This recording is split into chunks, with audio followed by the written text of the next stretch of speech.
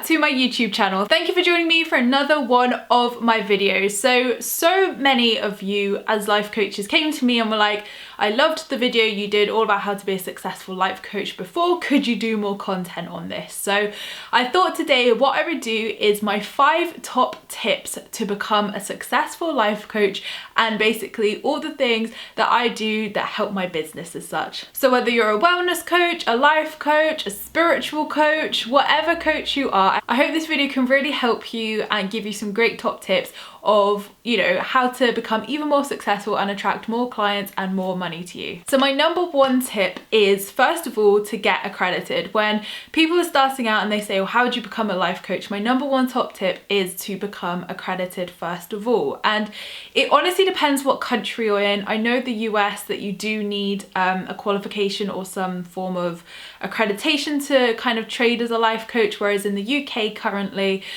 you don't need anything to be a life coach or trade as a life coach.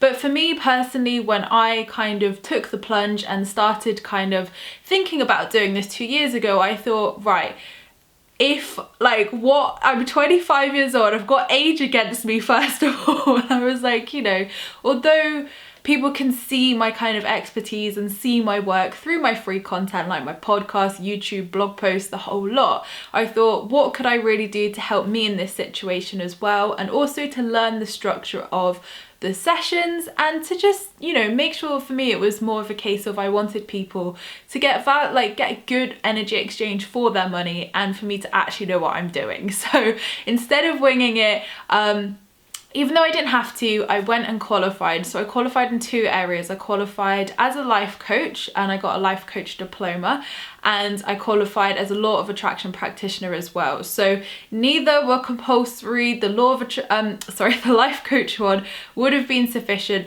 but because obviously I wanted to go down more of the spiritual route and law of attraction route, I wanted to obviously have that law of attraction practitioner kind of accreditation behind me as well.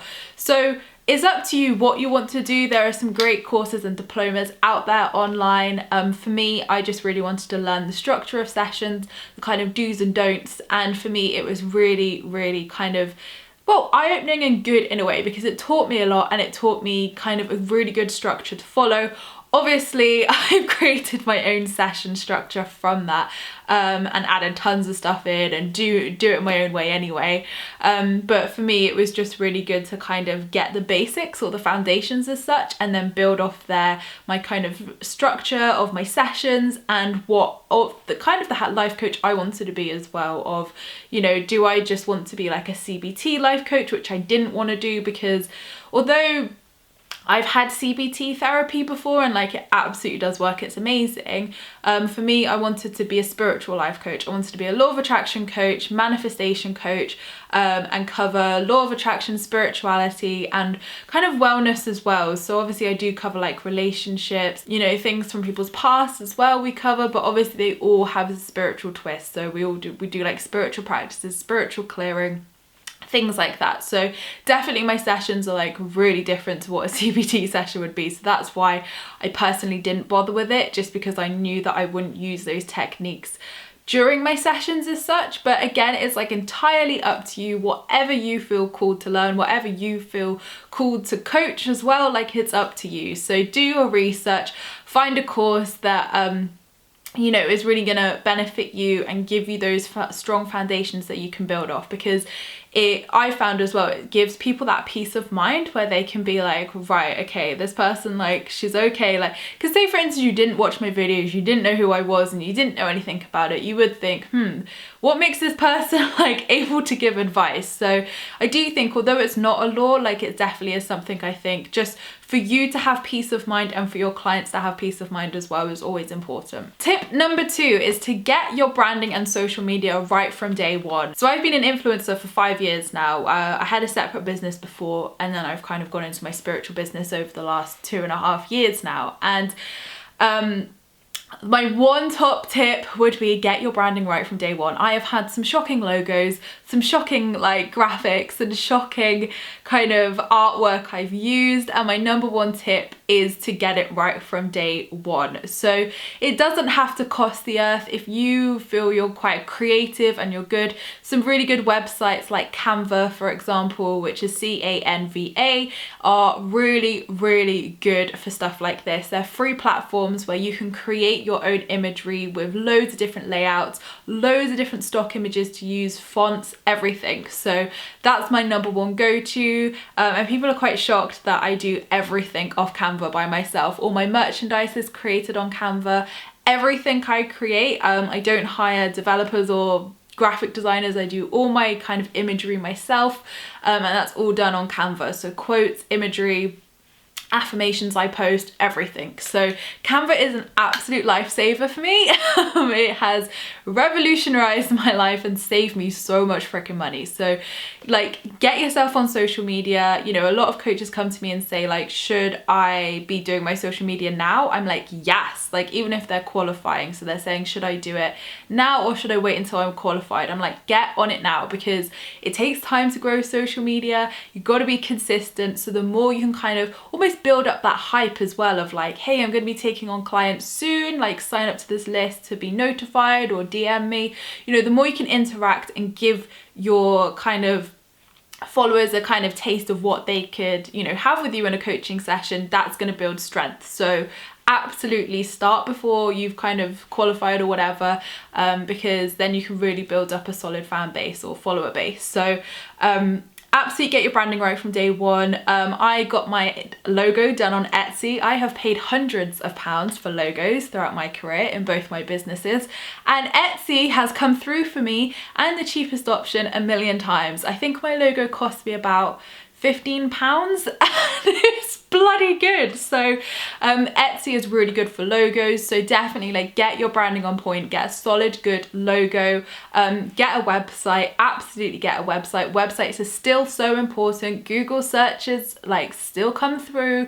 Obviously social media is taking over massively, so I would say focus on your social media, but having a website is definitely an information point for people to go to, where they've got all the information in one place. They can see your pricing, they can see what you do, they can see all your free content as well, they can see your social media. So a website is absolutely essential.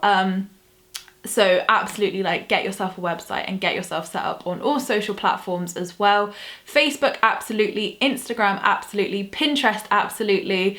YouTube, like obviously I do YouTube, it's up to you whether you want to do YouTube, and Twitter, absolutely as well. Twitter, I still do get quite a lot of interaction and quite a lot of click-throughs as well to my content. So although everyone's like Twitter's dying, you know, if it feels too much, like I would say probably put Twitter at the bottom of your list, but equally having those, like having platforms on, like each platform is super important so people could find you, and obviously using hashtags are really cool and like draw a lot of attention in as well. Top tip number 3 is knowing your worth and knowing what to charge. So I actually coach a lot of coaches, funnily enough, which was never my intention, but a lot of people just come to me, which, you know, is really nice, and I really do like love sharing kind of what I've learned along this journey. Is they always say like, oh, like everyone says you need to know your worth, like you need to charge like hundreds and hundreds and hundreds. And it's a mixed opinion really. I always say to people, you have to charge what feels in alignment with you. Like if you see, you know, if you have a price in mind and then you're being pressured by someone to like charge double or whatever, you know, you have to think, does this feel in alignment with me? Because if it doesn't, you're not going to attract those clients who want to pay that money. And I always say to everybody, would it not be better to start off at like, let's say, argument's sake, £100 an hour, like argument's sake here. Wouldn't it be better to have 10 clients who regularly pay you £100 an hour than tie people into like 3 months of like 5 grand or something, just plucking figures out here, and they're like, oh my God, I can't afford 5 grand.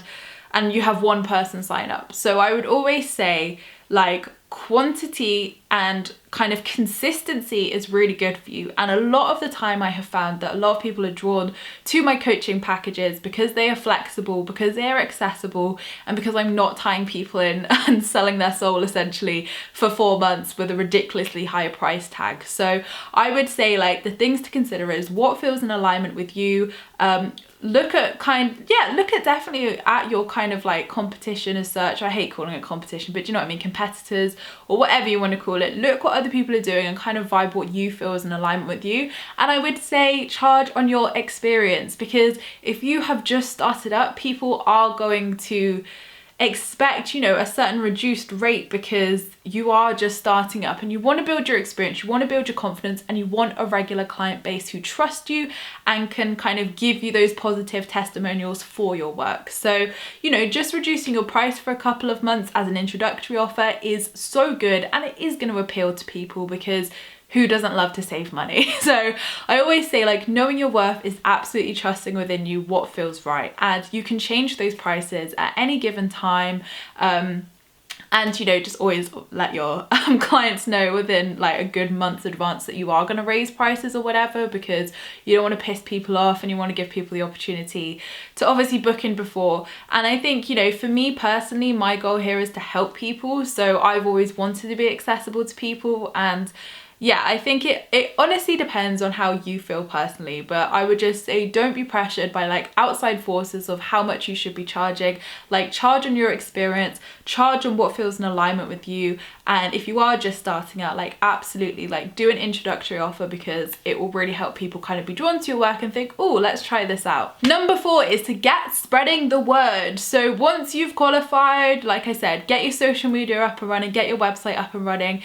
And obviously once you've got your pricing and your website all set up and everything's ready to go, it's time to get sharing the word. So the best way to do that is free content. And there are again so many coaches who are like, don't give anything away for free. And I have given so much away for free over the years that I can say it's my number one way to attract clients, my number one way to attract book sales or merchandise sales or any of the things I do to earn money. You know, giving free content is not a bad thing. I love making these videos. I love doing my podcast. I love making free content because it means that people have information accessible to them and people can trust you. So a lot of the people who come to me have found me through my YouTube videos. They have found me through my podcast. They have found me through my Instagram. So each day on Instagram, I'll post something inspirational, whether it's a quote, whether it's an image. You know, I like to give that to people every day. It brings me joy doing that. So absolutely do what brings you joy. Don't feel like forced to do it, because obviously you want like a good positive vibe and intention behind those things. And also blog posts are another thing I do for free. So I personally believe that giving, you know, and you see a lot of big kind of authors and speakers do this as well. They give free content away, and the reason why that works is because people get to sample your work. You can't just say like, here I am, I'm a life coach, come to me for help.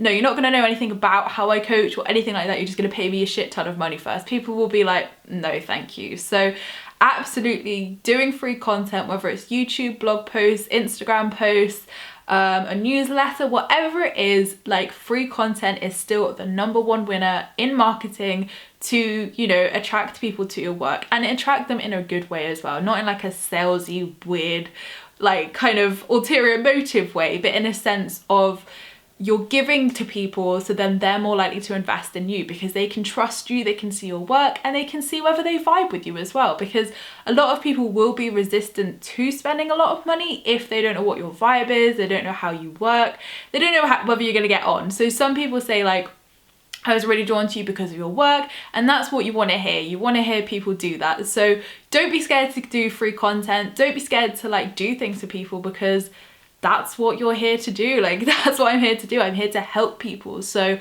you know, although some of those avenues are free and I don't get paid for it, I do have a lot of joy of doing it. It brings me a heck of a lot of joy doing it. And, you know, because I'm in that vibration of joy and wanting to help people, the right people are always attracted to you who do, you know, pay your bills and, you know, make your business thrive. And number 5 is to show up for yourself and your clients. So I actually did a blog post on this week, which I will link down below as well, because I got quite a few questions over on Instagram about whether like this girl had basically spoken to, like, one of the questions I had was she'd spoken to a few life coaches about becoming a life coach, and they said that you couldn't do anything until you've like totally healed everything in your life and you have no problems, because if you can't serve yourself, you can't serve others. And it's a really interesting post, so go and definitely have a read of it if you are a life coach. But absolutely, I do agree to some degree that yes, you need your shit together to some degree. Like, you need to obviously not be at rock bottom, you need to be in a good place, and you absolutely need to be in alignment with your work and with your truth of what you want to help people with. So you need to show up. There is a duty of care and responsibility that comes with being a life coach. So you absolutely don't need like every single problem in your life fixed. This is life. Life happens. Life coaches are not exempt from life. Absolutely not.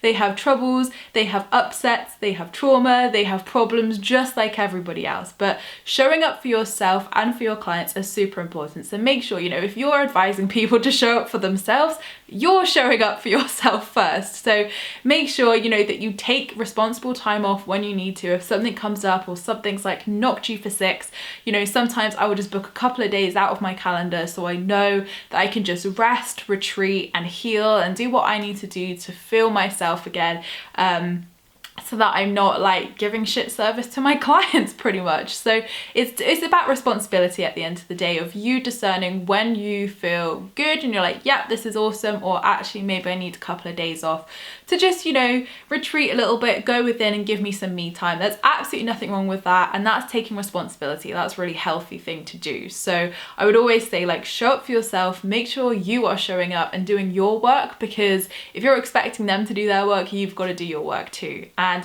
the more you do your work, you're going to up level, you're going to like have growth, which is just going to help even more people. So show up for yourself and absolutely show up for your clients. You know, show up for them in the best way possible, because they're the ones paying you. It's all about energy exchange. So you want to make sure that you are giving them the best kind of advice and the best kind of energy that you can, because that's what they're paying for, and that's what's going to help them to really like form that connection with you where they want to come back and they want to keep paying you. So absolutely, that's like probably my biggest tip actually, is to show up for yourself so that you can show up for your clients. Anyway, there is my 5 top tips. So if you are a coach, I hope that has helped you, or maybe even if you're not a coach and you've just stumbled across this video, I hope that it has inspired you and helped you and maybe given you some cool new tips to go away and try in your business. So thank you so much guys for watching my video. I appreciate all your views and likes. If you want to find out about any of my coaching packages that I do, or anything else I do in my work, all the links will be down below for you to go and have a look at. Don't forget to leave me a comment, because I reply to them all, and don't forget to subscribe if you're new here, because I would love to see you again soon. And I also have a free Law of Attraction group over on Facebook, which you can join, where you can join myself and other like-minded souls, where we discuss all things positivity and spirituality. So I hope you have a fantastic week, whatever you are up to. Sending you all lots of love, and I will see you in my next video, which will be next week. Lots of love guys.